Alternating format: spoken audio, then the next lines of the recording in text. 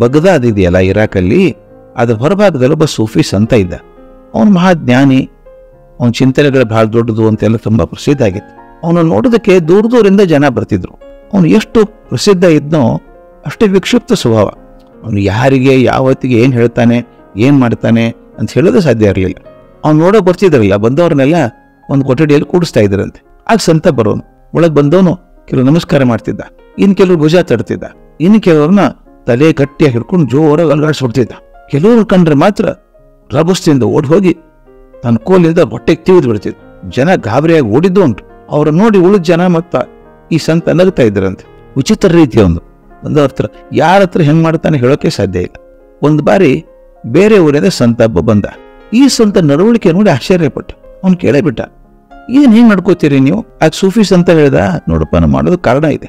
ನಾನು ಮೇಲಿನ ಮೇಲೆ ಈ ಪರ್ವತದ ಮೇಲೆ ಇದಾವಲ್ಲ ಕ್ಷೇತ್ರಗಳು, ಯಾತ್ರೆ ಹೋಗ್ತೀನಿ.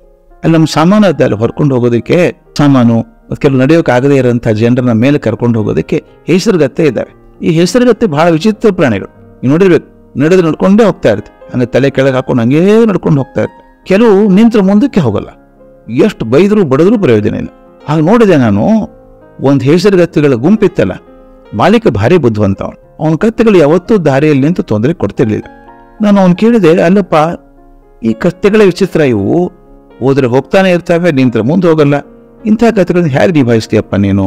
ಆತ ಹೇಳ್ದ, ಸ್ವಾಮಿ, ದಾರಿಯಲ್ಲಿ ಯಾವ್ದಾದ್ರು ಹೆಸರುಗತ್ತೆ ನಿಂತು ಬಿಟ್ರೆ ತಕ್ಷಣ ಹೋಗಿ ಅದ್ರ ಮುಖದಲ್ಲಿ ಮಣ್ಣು ಎರಿಸ್ಬಿಡ್ತೇನೆ. ಮಣ್ಣು ಅದ್ರ ಬಾಯೊಳಗೆ ಹೋದ ತಕ್ಷಣ ಅದು ಕೆಮ್ಮಿ ಮಣ್ಣನ್ನು ಉಗುಳಕ್ ಶುರು ಮಾಡುತ್ತದೆ. ಉಗುಳೋಗದೆ ಮುಂದೆ ನಡ್ಕೊಂಡು ಹೋಗುತ್ತೆ. ಅಲ್ಲಪ್ಪ, ನೀ ಮಣ್ಣು ಎರಚೋದಕ್ಕೂ ಕತ್ತೆ ಮುಂದೆ ಹೋಗೋದಕ್ಕೂ ಏನ್ ಸಂಬಂಧ ಅಂತ ಕೇಳಿದ ಅವನು ಸನ್ಯಾಸಿ. ಅದಕ್ಕೆ ಅವನು ಹೇಳ್ದ, ನನಗದು ಗೊತ್ತಿಲ್ಲ ಸ್ವಾಮಿ. ಕತ್ತೆ ಏನೋ ಚಿಂತೆ ಮಾಡ್ತಾ ಇರ್ತದೆ. ಬಾಯಲ್ಲಿ ಮಣ್ಣು ಹೋದ ಕೂಡಲೇ ಅದ್ರ ಚಿಂತೆ ಸರಪಳಿ ಕತ್ತರಿಸಿ ಕೆಲಸದ ನೆನಪಾಗಿ ಮುಂದೆ ಹೋಗ್ತದೆ. ಅದೇನ ಮಾಡೋ ಬುದ್ಧಿವಂತಿಕೆ ಕೆಲಸ, ಮತ್ತೊಂದೇನಿಲ್ಲ ಅಂದ. ಆಗ ಸಂತ ಇನ್ನೊಬ್ಬ ಸ್ವಂತ ಬಂದಿಂದ ಅವನು ಕೇಳಿದ, ಅಲ್ಲಪ್ಪ ನಾ ಕೇಳಿದ್ದೇನು, ನೀವು ಹೇಳಿದ್ದೇನು, ನೀವು ಶಿಷ್ಯರ ಜೊತೆ ಹೀಗೆ ಯಾಕೆ ನಡ್ಕೋತೀರಿ ಅಂತ ಕೇಳಿದ್ರೆ ಹೆಸರುಗತ್ತೆಗಳ ಕತೆ ಹೇಳ್ತೀರಲ್ಲ. ಆಗ ಸೂಫಿ ಸಂತ ಹೇಳ್ದ, ನನ್ನ ಕಡೆ ಬರೋರೆಲ್ಲ ಹೆಸರುಗತ್ತೆಗಳೇ ಅವು.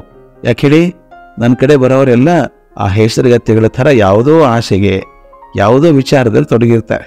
ನಾನು ಅವ್ರ ಮುಖದ ಮಣ್ಣು ಎರಚೋ ಬದಲು ಅವ್ರ ತಲೆ ಅಲ್ಲಾಡಿಸೇನೋ, ಹೊಟ್ಟೆ ಕೋಲ್ತಿವಿದೋ ಎಚ್ಚರಿಸಿದಾಗ ಆ ಗುಂಗಿಂದ ಹೊರಗೆ ಬಂದು ವಾಸ್ತವ ಕಳೀತಾರೆ.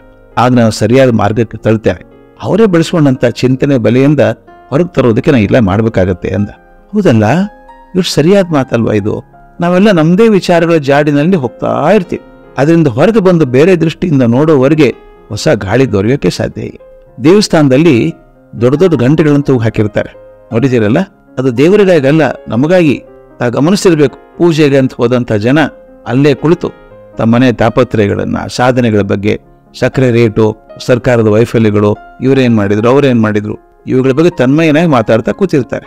ಮಂಗಳಾರತಿ ಗಂಟೆ ಶಬ್ದ ಕೇಳಿಸಿದ ತಕ್ಷಣ ಧಡಕ್ಕನ ಎದ್ದು ಕೈ ಮುಗಿದು ವಿಗ್ರಹದ ಕಡೆ ಭಕ್ತಿಯಿಂದ ಹೋಗ್ತಾರೆ. ಹಾಗೇನಾಗತ್ತೆ ಹೇಳಿ? ಅದಕ್ಕೆ ಈ ಮನಸ್ಸಿನಲ್ಲಿದ್ದಂಥ ರಾಕ್ಷಸರನ್ನ ಓಡಿಸಿ ಸಾತ್ವಿಕ ಭಾವನೆಗಳ ದೇವರನ್ನ ಆಹ್ವಾನಿಸಲು ಈ ಗಂಟೆ ಕರೆ. ಇದು ಒಂದು ರೀತಿ ಹೆಸರುಗತ್ತೆ ಮುಖಕ್ಕೆ ಮಣ್ಣು ಎರಚಿದ ಹಾಗೆ ಅಂತ ಸಂತ ಹೇಳ್ದ. ಎಷ್ಟು ಸರಿ ಅಲ್ವಾ? ನಾವು ಹಾಗೆ ಅಲ್ವಾ? ತಲೆಯಲ್ಲಿ ಏನೋ ತುಂಬಿಕೊಂಡು ಹೋಗ್ತಾ ಇರ್ತೀವಿ, ಯಾವುದೋ ಪೂರ್ವಾಗ್ರಹ. ಅವರೆಲ್ಲ ಯಾವಾಗ್ಲೂ ಹಾಗೆ, ಆಕೆ ಯಾವಾಗ್ಲೂ ಹಾಗೆ, ಅವನು ಹಿಂಗೆ ಇರ್ತಾನೆ. ಯಾವಾಗ್ಲೂ ಹೆಂಗಿರ್ತಾನೆ? ಒಬ್ಬ ಮನುಷ್ಯ ಕೆಟ್ಟ ಅಂತ ಅನ್ಸ್ಬಿಟ್ರೆ ಬರೀ ಕೆಟ್ಟದೇ ಕಾಣಿಸುತ್ತಲ್ಲ, ಒಳ್ಳೆ ಆದ ಬರೀ ಒಳ್ಳೇದೇ ಕಾಣಿಸುತ್ತಲ್ಲ. ಅದಕ್ಕೆ ನಮ್ಮ ಮನಸ್ಸಲ್ಲಿ ಭಾವನೆಗಳು ತುಂಬಿಕೊಂಡು ಹೆಸರುಗತ್ತೆಗಳ ತರ ಹೋಗ್ತಾನೆ ಇರ್ತೀವಿ. ಆಗಾಗ ಭಗವಂತ ನಮ್ಮ ಮುಖಕ್ಕೆ ಮಣ್ಣು ಎರಚ್ತಾನೆ, ಯಾವುದೋ ಒಂದು ಘಟನೆ ಮೂಲಕ ಮಂಡಿರಿಸ್ತಾರೆ. ಆಗ ಕಣ್ಣು ಕೊಡ್ಕೊಂಡು ಓಹೋ ಬೇರೆ ದಾರಿಗೆ ಹೋಗ್ತೀವಿ. ಹಾಗೆ ನಮ್ಮ ಮನಸ್ಸನ್ನ ಒಂದೇ ಕಡೆ ಹೋಗದು ಬಿಡದೆ ಆಗಾಗ ಹೊಸ ಗಾಳಿ ಮುಟ್ಟು ಹಾಗೆ ಮಾಡಿದಾಗ ಬದುಕು ತುಂಬಾ ಸಂಭ್ರಮ ಆಗ್ತದೆ.